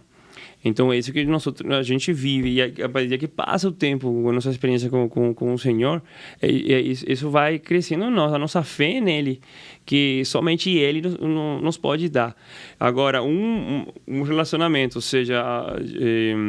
uma aliança com uma pessoa, assim, ou seja, uma amizade, então aí precisa estar conectado também no Espírito, com um propósito, no Senhor. Então isso você não vai... Eu que estou vivendo agora com a minha esposa, é algo...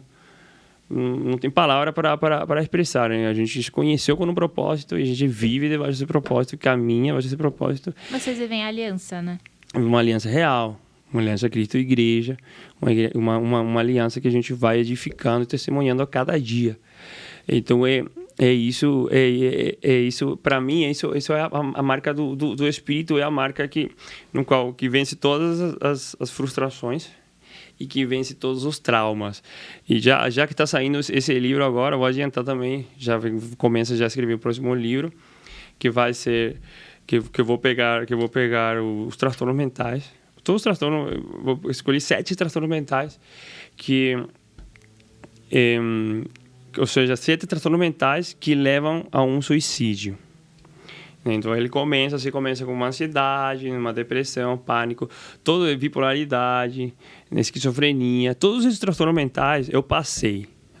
Daqui eu vou passar de novo para a clínica para vocês entenderem o contexto do que vai ser a minha história e do livro, né?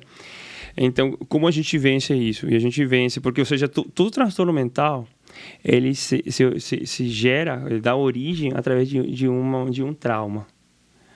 Então, algo que você viveu, um trauma que você viveu é a marca de um espírito. Porque tudo que a gente vive, tudo que a gente realiza, ou que aconteceu, é marca de um espírito.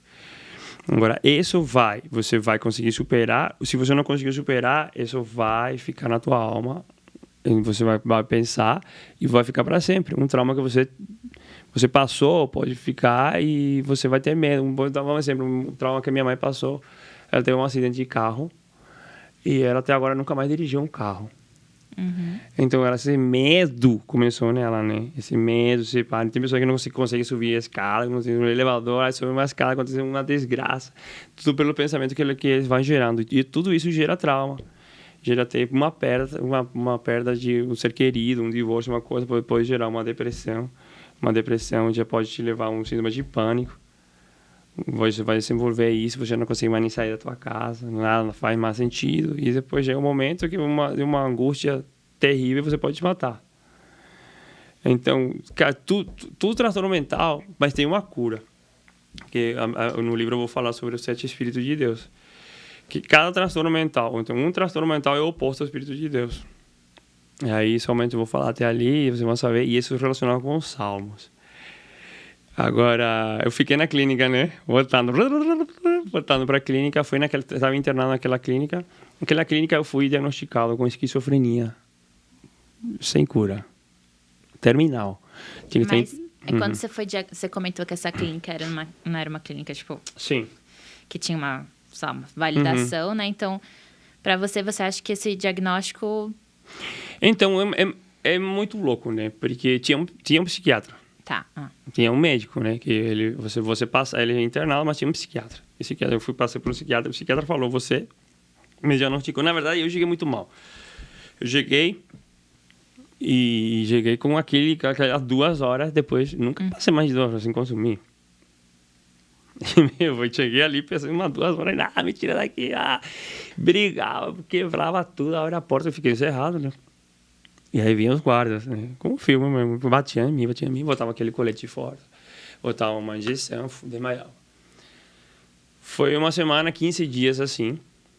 E sempre estava encerrado. Assim, me faz lembrar dessa sala aqui, que tem espuma assim na parede. Me faz lembrar, porque era um quartinho assim, de espuma, tinha uma janelinha ali. E ficava aí. E é muito louco, ficava com convulsões, e começava a ter dores de todo um pouco. E, não consegui ver, eu tinha que estar ficado. O meu diagnóstico era somente sair para estar no psiquiatra, ali, no outro quarto, voltava aí encerrado ali. E quanto tempo durou isso? Nessa clínica eu passei um mês, quase 2 meses passei ali. Uhum. Então, mais ou menos 15 dias, 20 dias que passei assim, que foram os primeiros dias, era encerrado nesse quartinho só para tomar banho, assim, mas era um lugar, um filme de terror, porque nem tinha água quente, tinha nada. Então, era a metade, assim, a casa para frente é um lugar lindo, um jardim, tudo assim, recebia as pessoas, os familiares, mas pro fundo da casa, ninguém via que tinha ali no fundo da casa, ninguém podia entrar, porque o paciente, o interno, deveria estar aislado da família por muito tempo. E então ali fiquei aislado e ele fazia de tudo, tinha um louco, ele meio brigava entre eles, uma loucura. Essa clínica fechou depois que eu saí de lá. Então vou falar assim, o que aconteceu? Aconteceu assim, chegou um momento que eu estava encerrado naquele quarto ali. E se vou falar de Deus, assim, eu conhecia Deus por meu pai, né? Meu pai é de família católica. Então, meu pai sempre falava, me levava para missa, essas coisas, falava de Deus sempre, sempre, sempre, sempre. Eu fui em um colégio também de freira, então eu sabia que existia, mas aquela minha programação mental e tudo aquilo que eu conseguia por mim mesmo, então, nunca me deu um interesse de procurar em Deus se eu conseguia tudo. Uhum. Mas naquele momento não tinha mais ninguém, não tinha eu. Mas aí também entra um ponto que você tinha tudo, mas ainda faltava alguma coisa, né? Claro. Esse é o sentimento, porque por mais que você consiga tudo, o que você acha que vai te trazer a felicidade, tem um vazio ali que só Deus preenche. Exatamente, só que você não sabe. É por isso, você somente vai saber naquele momento que você sente falta. Então, por isso que você vai viver uma vida de preencher tudo aquilo que você conhece, né? Que, na verdade, fala no livro que no começo é um reconhecimento, né? Você precisa ser reconhecido, tudo aquilo que você, todo o trauma que você passou, né? Eu me lembrei um negócio agora que é assim, pro inimigo, né? Assim, é muito mais cômodo você ser um cristão morno dentro da igreja do que alguém no mundo, porque no mundo você corre o risco de ter uma experiência sobrenatural. Porque se você tá naquele meio termo, que você, tipo, não busca nada, você pode passar anos da sua vida sem saber que tá faltando alguma coisa. Sim. Assim mesmo, você pode passar anos talvez sem saber que está faltando alguma coisa. Também, mas muito louco, porque no livro também falamos disso, que, ou seja, você pode até cair no fundo do poço, como foi no meu caso, para conhecer Deus. Mas, simplesmente, você pode ter uma vida normal, como você fala de morno, conhecendo ou não conhecendo o Senhor, e até você pode morrer sem ter uma experiência real que Deus existe, porque uma realidade é quando você recebe uma palavra, você consegue testemunhar aquela palavra que é viva e real. Não adianta nada, não existe, eu vou fazer a coisa certa, vou na igreja. Porque eu fui hoje na igreja, porque já fiz minha oração, já fiz tudo, já estou bem. Eu não me contamino, eu sou um adolescente, eu não me masturbo. Eu estou namorando, vou ter um namoro cristão, eu não vou ter relacionamento. Cara, isso não existe para Deus, o que é certo e o que é errado. O que existe realmente é aquilo que a conta que você vai pagar é aquilo que você conseguiu realizar e testemunhar a palavra que você recebeu. Então, porque a misericórdia do Senhor se renova todos os dias. Jesus já pagou esse preço. Então, eu vejo que o morno, hoje em dia, nas igrejas, fica nisso. Fica preso no certo e errado. Fica preso no certo e errado, e não naquilo que eu preciso realizar. Então, eu, por exemplo, no meu país, tem 2, 3 igrejas só, evangélicas, né? Aqui eu vejo mais... Aqui tem muitos. Aqui tem muitas igrejas, mas o mais louco, o Brasil é um dos países que mais cristãos tem no mundo inteiro. Os convertidos tem, mas esse é um país que mais divisão tem. Não traduz isso na realidade. A gente mesmo, que quantas vezes tentamos isso que a gente vive aqui no CCC, vive isso. A gente quer gerar esse testemunho da unidade do corpo de Cristo, né? Por isso a gente chama uma igreja sem placa, não porque não tem uma identidade. Tem identidade, mas tem um propósito. Que não é a placa que vai te dar essa identidade. Porque eu sou daquela igreja. Não. Porque eu tenho um propósito. Porque eu vou viver essa... É porque eu carrego no espírito, né? Sim. E então, isso que a gente quer e já está conseguindo, a dia a dia, é a nossa grande luta, né? De unidade do corpo de Cristo. Enfim, tem tanta coisa para falar, né? Vamos dar parte 2. A gente pode fazer uma parte 2. Podemos fazer uma parte 2. Que tem muita história aí, né? Sim, tem muita história. E só vou falar o que aconteceu ali no final. Não sei como você me avisa o tempo. Já passamos? A gente já pode... Já podemos finalizar. Então, eu estava nessa clínica ali e então clamei para o Senhor. Não tinha mais ninguém. Então, eu falei, Deus... Assim, falei assim, Deus. Deus, falei, são as únicas palavras. Deus me leva. Falei, Deus me leva porque eu não posso mais viver. E aí eu lembro que caí de joelho, chorando. E no dia seguinte, abriram a porta, tiraram um colete e me levaram para o pátio. Tinha chegado um pastor. Pastor Paulo Arteta, um argentino. E ele pregou, lembro muito bem, pregou Zaqueu. Eu gostei, mas, eu estava diagnosticado com esquizofrenia. Eu tomava mais de 13 remédios de faixa preta. 13, imagina o que era, um zumbi. E era o pior de todos. E terminou ele de pregar, ele veio, se aproximou e falou comigo. Perguntou meu nome e falei, Raul Paulin. E ele perguntou, Oscar Paulin é parente de você? Eu falei, é meu pai. Nossa, eu conheço teu pai. Argentino. Eu jogava futebol com ele. Caramba, as conexões. Conexões! Aí conheci meu pai, falei, nossa, pastor, vou pedir uma Bíblia, o pastor chorou. Aí orou comigo e aí falei pra ir falar com meu pai, né? Porque eu não tinha contato com a minha família. Ele foi falar com meu pai e aí eles oraram. E aí o pastor profetizou. Deus falou com o pastor, falou, leve seu filho pro Brasil. Aí ele vai receber cura. E aí começa a história. Eu vou falar sobre essas conexões, até como eu cheguei no Brasil. Vou resumir ali, depois você lê o livro. Então aí a minha irmã lembrou, meu tio, eu tinha um tio que mora ali no sul, em Blumenau, irmão da minha mãe, que eles fazem parte da igreja, a igreja Renascer. São pastores, família de pastores. Chamou eles me acolheram, eles buscaram uma clínica lá no sul, que é uma clínica, nem era clínica, era um centro comunitário para recuperação de dependentes químicos. Então não tinha muralha, não tinha nada, era um lugar assim, um sítio, onde eles se baseiam através de terapias psicológicas, laborais, porque para reintroduzir de novo na sociedade. Então você acorda cedo, passa por isso, por a horta, faz todos os trabalhos ali. A gente se mantinha com aquilo que produzia. E o psicólogo, né? Na verdade, o psicólogo eram psicólogos pastores, praticamente, né? E todo dia tinha a palavra do Senhor. Então aí eu conheci a palavra do Senhor.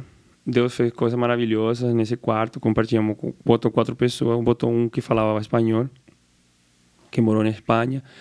Botou um levita que tocava, que me ensinava, me introduz de novo para a música. E botou um cara assim, empolgante, né, que não conseguia me ver encerrado ali, todo dia dormindo. E aí ele foi uma manhã que ele me puxou para a igreja. Eu não assistia nenhum culto, nada, mas ele me puxou para a igreja e Deus falou comigo. Eu cheguei ali e ele falou assim, Salmos 40. Ele pregou. A primeira vez que eu tinha visto numa igreja músicos. Eu vi assim, nossa, meu Deus, tinha ali tocando música, tocava música. Eu nunca vou lembrar que mexeu comigo. A música Osana de Diante do Trono. Conhece, né? Osana. Meu, aí fiquei que ele ia subir, ele ia tocar, Deus falou comigo. Eu nem falava bem português, aí pegou. Eu tinha a minha Bíblia que me deu o pastor, em espanhol, e o pastor Altair, pregou o Salmo 40. Eu lembro que como estava marcando o Salmo 40 e comecei a chorar. Sem entender o que aconteceu, chorei um monte. Chorei. Aí terminou de pregar e fiz uma oferta. Nesse momento da oferta, vi que todo mundo botava um envelope, um dinheiro. Eu não tinha nenhuma moeda.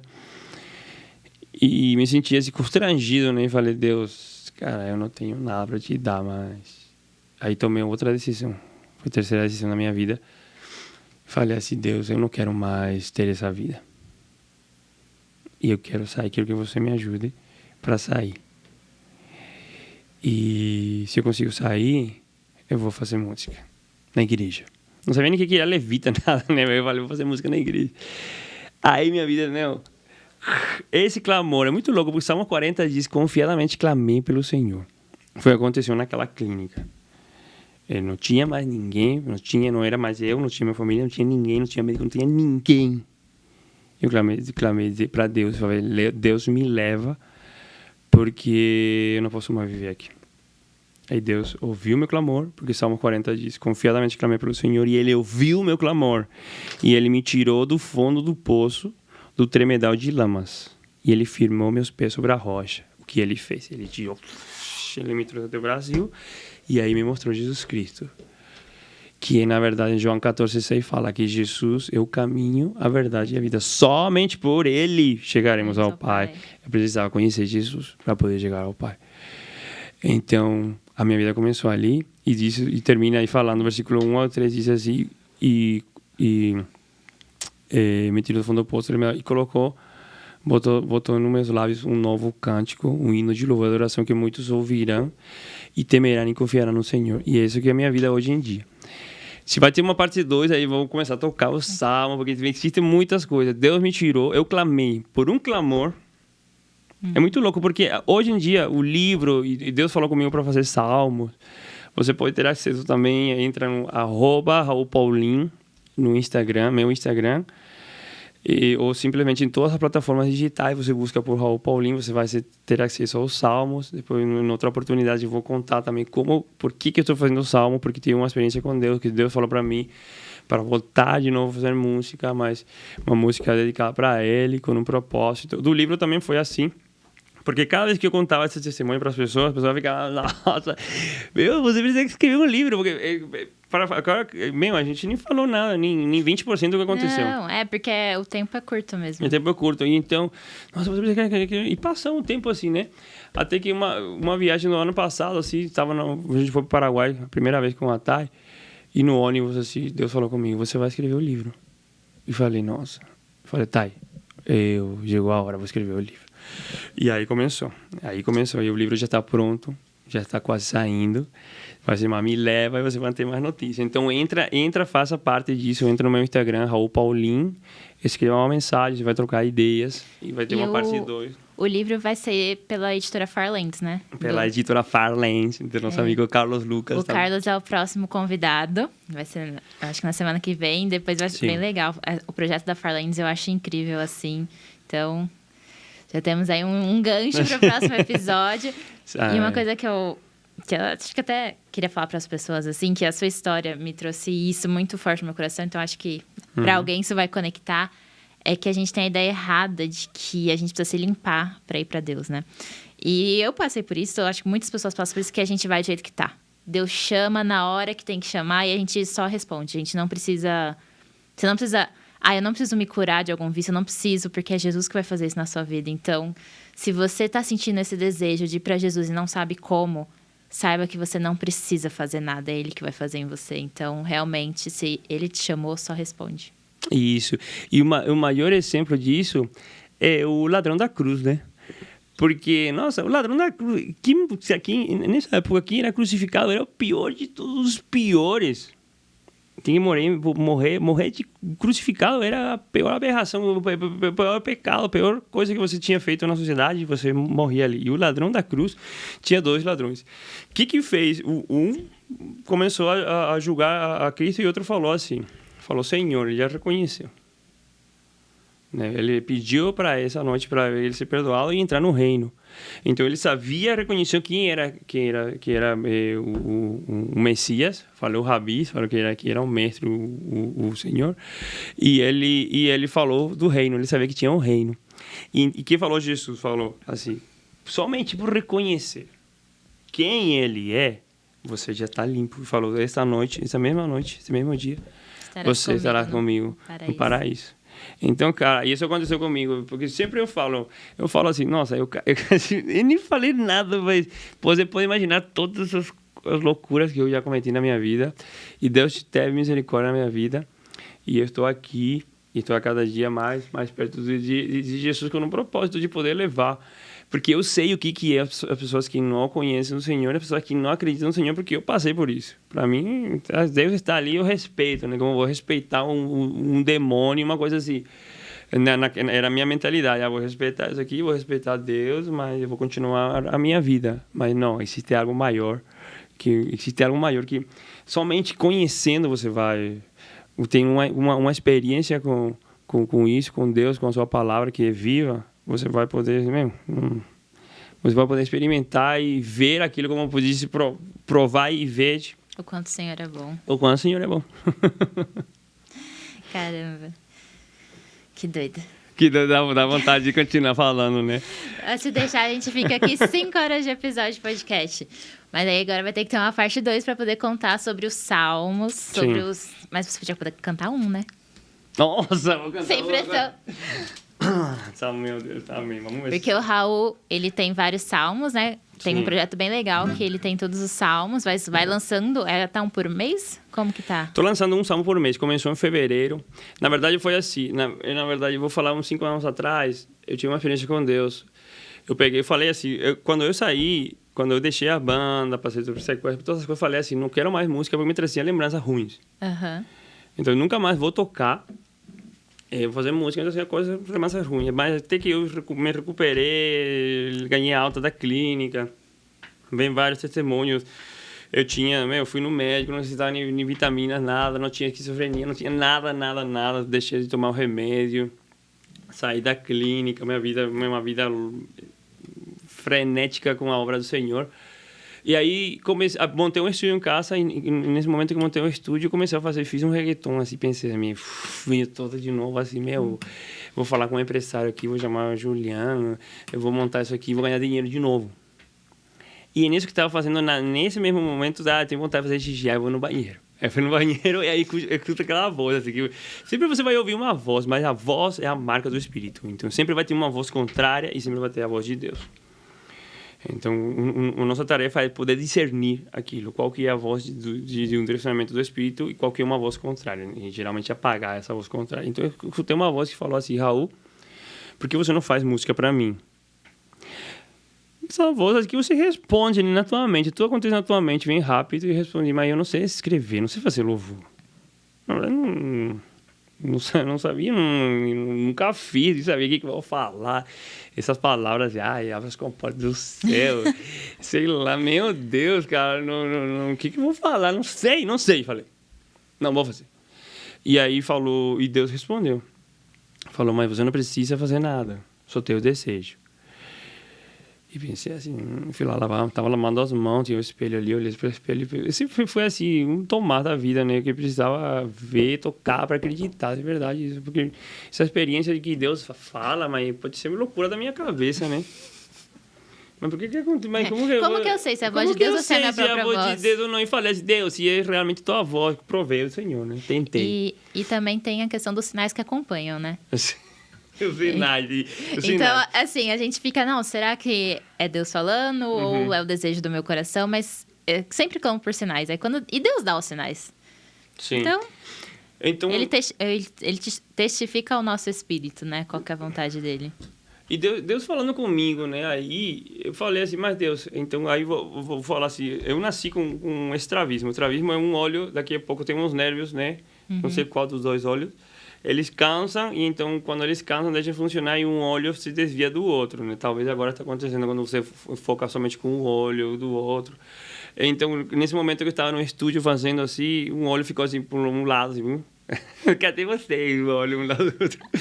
Eu tava meu olho assim, olhei no espelho, né? E aí sempre tentar de botar certo, mas ele precisa descansar primeiro para poder enxergar. Leva um tempo. E eu olhei assim meu olho torto e falei assim, Deus, se realmente isso é a tua voz, faz que meu olho fique certo. E aí, ficou assim, mas juro, diante de Deus, assim, ficou certo. Aí, de novo, assim como quando ouvi o Salmos 40, comecei a chorar, assim, a presença do Senhor, né? Constrangimento, chorei um monte. Aí mesmo eu paguei todo o estúdio, mas eu não fiz. Não fiz aquilo. Até que chegou a pandemia, foi 2 anos atrás, aquele momento que não tinha mais ninguém, foi aquele momento crítico mesmo, que não estava ninguém na rua, não podia entrar no mercado, que todo mundo ia morrer, sei lá o que ia acontecer, não tinha vacina. Eu tinha uma escola de música lá, eu morava em Blumenau, no sul. Nessa escola de música, aí eu tinha um ukulele e uma bíblia. Esse ukulele e essa bíblia eu peguei e fiz falei assim, quando eu tinha um relacionamento bastante com Deus, com oração, com intercessão, com o Espírito Santo. Tinha um relacionamento com o Espírito Santo. Eu já tinha passado 5 anos que Deus tinha falado comigo.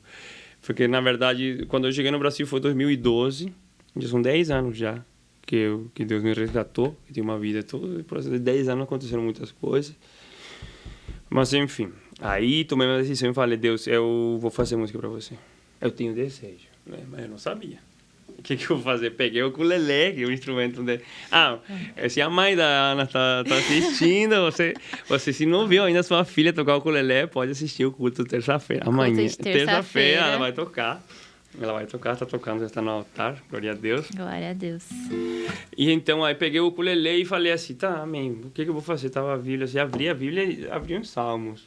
Estava Salmo 23, falei, então, será que eu vou cantar isso aqui? Salmo 23 não, né? Todo mundo já conhece. Eu tô zoando, Salmo 23, não, assim, meu pastor, vira, Salmo 24. E o Salmo 24 eu peguei, assim, o ukulele e fiz 4 notas, né? É muito louco, porque aí eu falei assim, pensei assim, não, vamos fazer. E a melodia, para você fazer, compor, na verdade, você vai pensar, né, que são as notas, são um campo harmônico. se realmente você pode bater ou não bate a melodia, mas aí foi assim de uma vez, pá. Então aí pensei, nossa, o Senhor, e foi assim que eu cantei. Limpa minhas mãos, Senhor, purifica meu coração, eu não entregarei minha alma à falsidade. Então por quê? Porque fala assim, Salmo 24 diz que entrará no santo monte, quem vai na presença do Senhor? Aquele de mãos limpas, né, de coração puro, aquele que não entrega a sua alma à falsidade. É muito louco, porque é a marca do resgate mesmo. Foi o primeiro salmo. Me leva. E o refrão, eu cantei me leva, me leva. E a nossa marca de a gente se limpar, né? Aceitar, saber para onde a gente vai, clamar para o Senhor me leva e permanecer. Que, ou seja, permanecer na presença dele, né? Depois... Derrama tua bênção em mim, oh Deus da minha salvação, e me leva a teu santo lugar. E o ritmo que vem ali é o ritmo quando estava em Bolívia, que ou seja, é um ritmo andino. Quando você está na Cordilheira dos Andes, que é Bolívia, Chile, Peru, eles têm uma cultura ali, né? Uhum. De roupa, de comida e de música também. E vem isso ali. Que a marca andina é a marca dos lugares altos. Que é a marca onde Deus quer que você adore. Então ele me deu esse ritmo. E não é o salmo, você vai ver que tem muitos ritmos estranhos. Não é estranho, vamos falar, mas eu não acostumado, né, para fazer um louvor, mas foi aquilo que Deus me dá. E vem o refrão que é assim: me leva a teu santo lugar, Senhor, me leva, me leva, me leva a teu santo lugar, Senhor, me leva, sim, me leva a teu santo lugar, Senhor, me leva.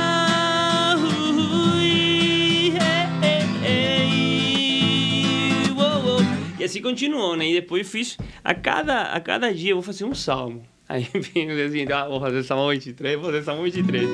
O Senhor é meu pastor, o Senhor é meu pastor, o Senhor é meu pastor, nada, nada, nada, nada me faltará. E ainda que eu ande pelo vale da morte, eu nunca temerei, porque tu estás comigo. O Senhor é meu pastor, o Senhor é meu pastor. E assim, o primeiro salmo não foi literal, porque Deus me mostrou, você não tem um desejo, você não sabe fazer, mas você fez. Porque o primeiro salmo, o Salmo 24, eu escrevi com as minhas palavras, eu li e teve um entendimento e fiz. Uhum. Os próximos foram literais. Deus queria comunicar a sua palavra mesmo. E aí já tenho gravado vários salmos. O meu propósito é lançar um salmo por mês, mas pelo fato de que leva um tempo de produção e leva também um custo financeiro, né? Quem conhece sabe assim. Mas Deus sempre está entregando os recursos. Então estou fazendo com o propósito de um por mês, mas eu quero fazer mais. Já tenho a minha meta é gravar os 150 salmos e fazer mais. Então já mostrei para a Thay, já tenho mais de 20 ali que preciso gravar.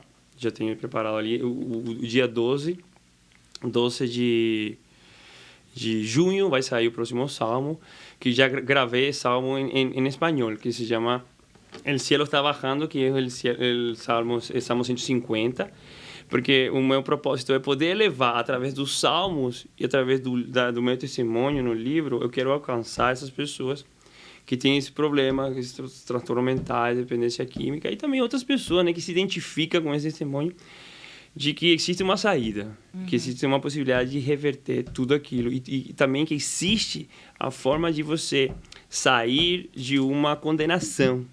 Você é condenado com uma sentença, né? Eu fui condenado a uma sentença, eu tinha que estar por vida aí com uma esquizofrenia.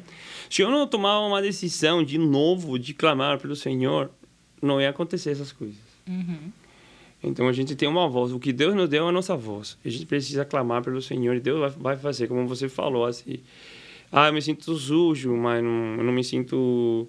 eu não posso entrar no caminho do Senhor, não é isso. Eu já fui fumando maconha, lendo a Bíblia, indo para para a igreja. Meu, tem tantas coisas que aconteceu na minha vida, né? Mas é o Espírito do Senhor, ele que vai te trazer. Na verdade, ele vai te convencer aquilo. Muitas vezes falam para mim, você não pode, você não pode, você não pode. Mas tudo bem, eu entendo que as pessoas querem ajudar. Mas, na verdade, muitas vezes a gente fecha o caminho para as pessoas. Você não faz isso. Por exemplo, uma pessoa que fuma. Você vai falar, você não pode fumar. Claro que não pode fumar, mas não por isso ele vai se sentir constrangido para você convidar para a igreja sabendo que ele não pode fumar e ele está com cheiro de cigarro, por exemplo. Então, não vejo que um caminho para poder evangelizar ou apresentar Deus para uma pessoa. Você tem que acolher com todos os efeitos que ele tem e apresentar, levar a palavra do Senhor, sabe? Sim. E ver que ele tem um lugar naquele, se sente bem, se ele é músico, toca, se ele canta, ele faz, se ele tem dono de se relacionar, sabe? Que trazer para fora aquilo que ele carrega. E é o Espírito Santo que vai convencer algum dia, você vai parar. A gente vê o potencial e a gente incentiva isso, né? Isso! Depois o resto acerta, tá errado, se quer fumar, fuma. Deus acerta que tem que ser acertado. Deus vai acertar, velho. E é o altar que vai limpar. Aí volta no ponto da pessoa ficar presa no bem ou mal, né? No certo e errado. Na religião, aí vai ter a religião que mata, mano. A religião que mata. Mas estou fazendo certo, estou fazendo errado. Eu falo isso, eu passei uma experiência também, dessa experiência assim. Eu não conseguia voltar para a igreja porque as pessoas me julgaram. Eu teve na metade da minha caminhada, teve uma recaída. Me sentia sujo, falaram assim, nossa, você fez isso, fez aquilo. Cara, com que cara que eu vou entrar e vou voltar, velho? Até que aconteceram coisas piores, mas enfim. Depois a gente fala. Outro dia. É isso. Bom, Raul, muito obrigada por ter participado. Foi incrível esse papo. Eu acho que tem história ainda para contar, tem muitas coisas. Espero que a galera que tem assistido aí acompanhe o Raul nas redes sociais, porque ele tá sempre postando coisas, tem muitos projetos vindo por aí. E é isso, pessoal. Raul quer deixar algum recado? Quer falar mais alguma coisa? Enfim, quero falar para vocês que sempre tem uma saída. Confia no Senhor, que Ele tudo fará. Então, é isso. E se você quer ter um contato, falar comigo, assim, na verdade, eu gostaria de conversar com todas as pessoas, né, que têm um desejo de conhecer o Senhor, que têm um desejo de, também se você é músico, né, se tem um projeto. Aqui no CCC a gente tem um estúdio de gravação e o meu propósito com o estúdio de gravação é poder trazer a voz. Esse é o meu ministério, que se chama Music to Go. Começou com uma escola de música, mas estou desenvolvendo o meu sacerdócio nas artes, na música. O que é o sacerdócio? Eu me conecto com o Senhor e aquilo que eu recebi do Senhor, eu vou conectar as pessoas com o altar. Isso que está acontecendo. E um testemunho disso já é a Ana. Ela veio aqui. Não sei qual foi o propósito dela. Nunca perguntei, né? Por que ela fez aula de ukulele. Mas quando ela veio, assim, essa aula de ukulele, Deus fala comigo. Você vai conectar essa pessoa no altar. E semana passada já foi isso. Foi uma realidade já.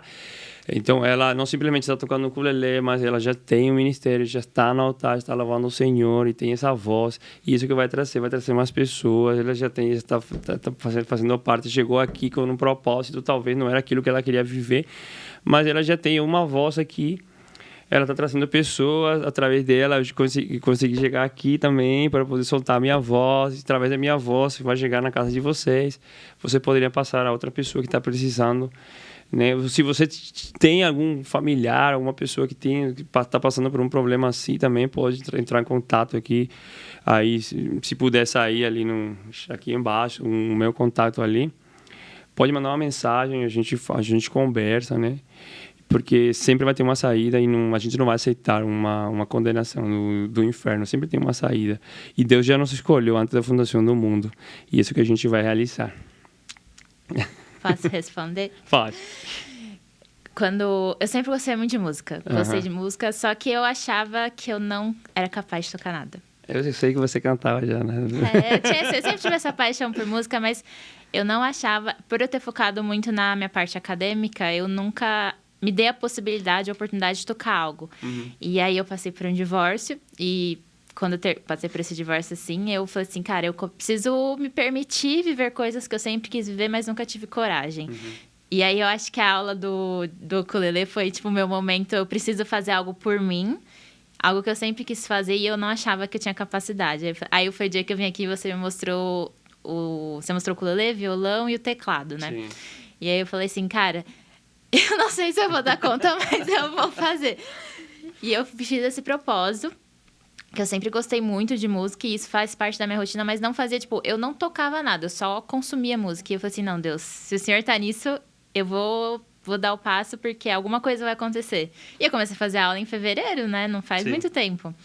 E foi muita loucura, só que eu entrei de cabeça, falei, Deus, eu vou dar o meu melhor e os frutos são pro Senhor. Então, foi isso. Foi um desejo do meu coração, foi um momento que eu falei que eu ia acreditar em mim e ia deixar Deus me usar da forma que Ele queria. Glória a Deus. E agora, se tem a parte 2, você vai ver a Ana tocando ukulele. A gente vai tocar Terça-feira junto. estarei aqui tocando de novo. Legal.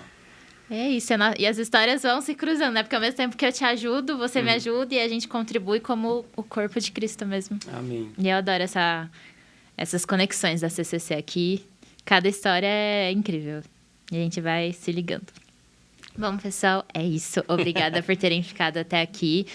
Teremos mais episódios. Se você ainda não assistiu os outros, tem mais disponíveis tanto no YouTube quanto no Spotify. É só procurar pelo perfil da Rádio Vinhedo Web ou Flames Podcast. E é isso aí. Acompanhe os Raul nas redes sociais e até o próximo episódio. Tchau, tchau.